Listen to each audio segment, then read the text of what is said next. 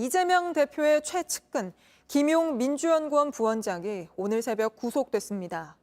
남욱 변호사 등 대장동 팀으로부터 불법 정치자금 8억여 원을 받은 혐의입니다. 검찰이 법원에서 영장을 받아내면서 이제 수사는 실제 이 돈이 이재명 대표의 대선 자금으로 쓰였는지에 집중될 것으로 보이는데요. 검찰은 남욱 변호사가 그냥 돈을 건넨 게 아니고 구체적인 청탁을 하면서 줬다고 보고 있습니다. 이 대표가 대통령에 당선되면 각종 사업 편의를 봐달라고 요청했고 이런 남 변호사의 요구를 김용 부원장도 받아들인 정황을 포착한 겁니다. 먼저 김지성 기자가 보도합니다. 경기도 안양시에 있는 군 탄약고입니다. 탄약고가 있는 일대 300만 제곱미터 크기의 땅에 IT 관련 연구개발 시설 건설이 추진 중입니다. 이른바 박달 스마트밸리 사업으로 예상 사업비가 1조 원이 넘습니다. 검찰은 남욱 변호사가 김용 부원장에게 대선 준비 자금 8억 원을 주는 대가로 이 사업 편의를 봐달라고 요구한 정황을 포착했습니다.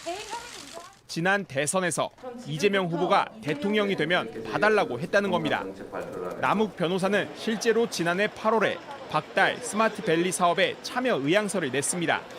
하지만 대장동 개발 의혹이 불거지면서 안양도시공사가 민간 사업자 공모 절차를 취소해 남욱 변호사 측이 실제 사업에 뛰어들지 못했습니다. 이 밖에도 남욱 변호사는 부동산 신탁회사 설립을 허가해달라고도 요구한 걸로 조사됐습니다. 부동산 신탁업은 부동산 소유자를 대신해 개발과 처분 등을 하는 사업으로 설립 허가를 받기가 매우 까다롭습니다. 이러한 청탁 정황은 김용 부원장에게 청구된 구속영장에 모두 담긴 것으로 파악됐습니다.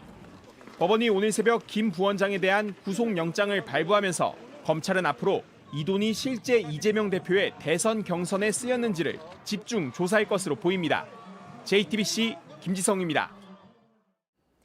대장동 팀으로부터 8억여 원을 받아 김용 부원장에게 전달했다는 유동규 전 본부장이 직접 입을 열었습니다. 돈이 전달되는 걸 이재명 대표가 모를 리 있겠느냐며 검찰에 다 얘기할 거라고 했습니다. 또 검찰이 회유했다는 민주당 주장에 대해선 웃기는 소리라며 자신이 지은 죄값은 자신이 받고 이 대표 명령으로 한 건 이 대표가 받아야 한다고 했는데요. 유 전 본부장 측은 저희 취재진에게 이재명 대표가 고 김문기 처장을 모른다고 말한 게 심경 변화의 결정적인 계기였다고 전했습니다. 계속해서 김태형 기자입니다.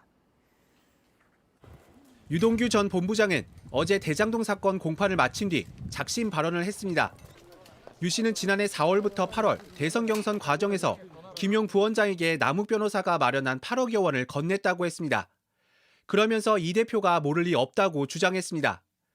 또 대선 후보 확정 열흘을 앞두고 대장동 사건이 터지자 휴대전화를 버리라는 지시를 받고 버렸다가 난리가 났다고 했습니다. 그러면서 내가 벌 받을 건 받고 이재명 대표의 명령으로 한 건 이 대표가 죗값을 받아야 한다고 말했습니다.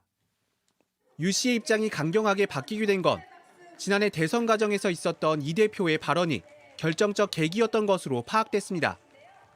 당시 이 대표는 고 김문기 성남도시개발공사 개발 1처장에 대해 하위 직원이라 시장 재직 때는 알지 못했다고 언급했습니다. 유 전 본부장 측은 JTBC에 이재명 대표가 지난 대선 때 극단적 선택을 한 대장동 실무자인 고 김문기 처장을 모른다고 발언한 뒤 심경이 바뀌었다고 말했습니다. 검찰은 이 대표가 변호사 시절부터 고 김 처장과 인연을 맺은 것으로 판단하고 있습니다.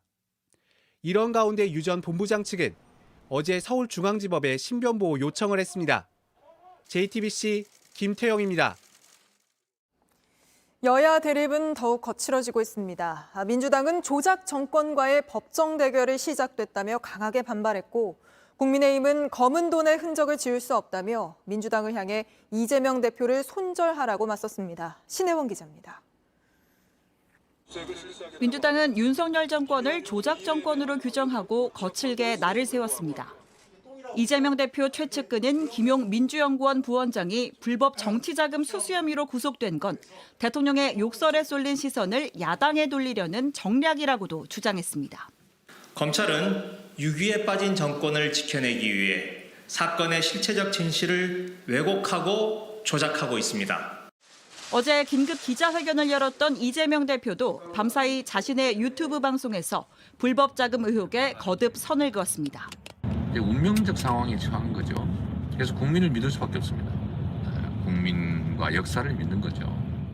민주당 내부에선 다음 주 윤 대통령의 예산안 시정연설을 보이콧하고 대정부 장외투쟁에 나서야 한다는 주장까지 나오고 있습니다. 실제 일부 민주당 의원들은 오늘 오후 윤 대통령 퇴진을 외치는 진보단체 집회에 참석한 것으로 알려졌습니다. 반면 국민의힘은 이재명 대표가 부패 참사의 몸통으로 지목됐다며 이 대표와 하루빨리 손절하는 것만이 민주당이 살 길이라고 맹공을 이어갔습니다. 대선 자금 8억 원의 종착지가 어디인지 국민들은 너무나 잘 알고 있습니다. 정치 보복이라는 호미로도 특검이라는 가래로도 더 이상 막을 수 없습니다. 민주당이 사법 리스크의 용광로에 뛰어들지 말고 민생으로 돌아와야 한다고도 꼬집었습니다. 한편 대통령실은 대통령 퇴진을 요구하는 집회에 대해 다양한 국민의 목소리에 귀를 기울이겠지만 헌정 질서를 흔드는 일은 바람직하지 않다고 밝혔습니다. JTBC 신혜원입니다.